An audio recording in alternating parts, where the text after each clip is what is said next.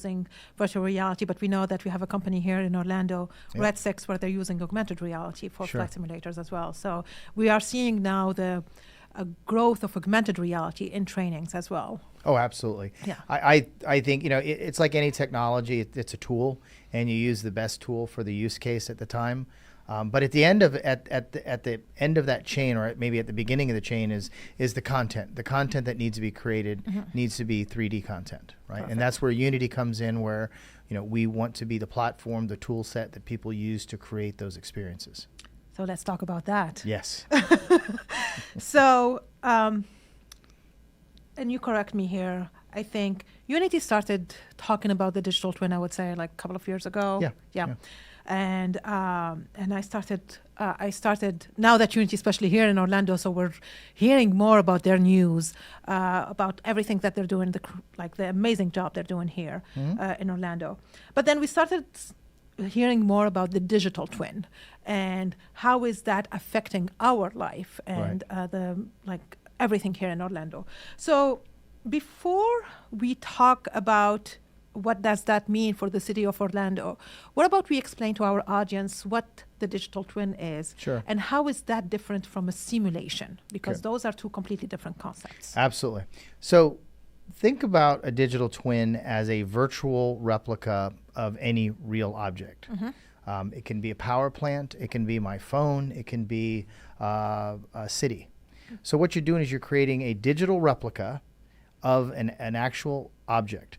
But what makes it a digital twin is when you apply real world data to it. Okay. Now, digital twins have been around for 20, 25 years. Yeah. It's just that they've been in the two-dimensional format, where they're pulling, for example, if you look at race cars, they pull data off the race cars, all the different sensor data, and they look at it in their computer screens, and they're making, so they actually have a digital replica of the race car. It just doesn't look like the race car, right? So what real-time 3D technology has enabled us to do is to create visual replicas of the physical objects with all of that data running in real time, okay? And so that's what a digital twin is. Now, a simulation is taking that data and then applying some sort of what-if scenario to it. Like what happens if I put 10,000 cars on the highway instead of 5,000 cars? Or what if I turn the power up in my engine? What is that going to do to the rest of the car? So that's a simulation. So a simulation a digital twin can be used to simulate. Exactly. Thank you. Right? Okay. But a simulation is just one use case of a digital twin.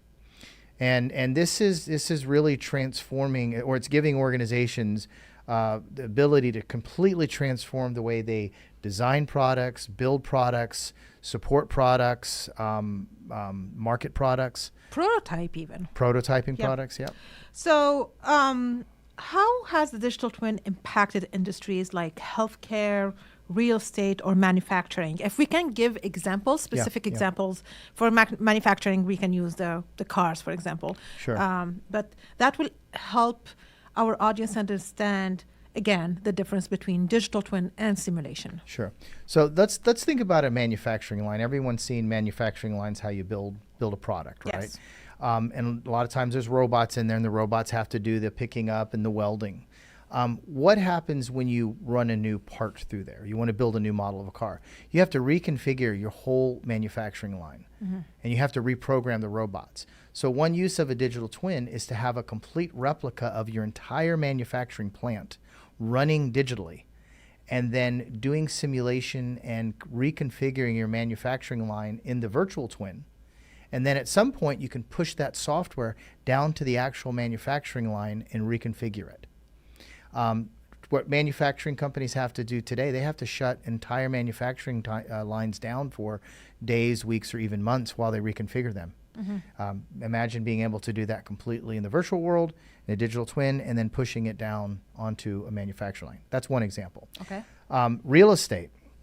We're starting to see a lot of adoption of digital twins in the real estate industry to replicate very expensive buildings, property complexes, the operations side of it. So if I have to manage an office building, having all of that information about how that building is functioning in a digital twin lets me run parameters and look at different aspects of how can I optimize the use of that particular building.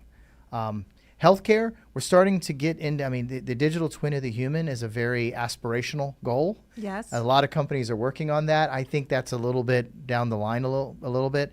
But I think in power production, in airports, in manufacturing, we're starting to see broad scale adoption of digital twins.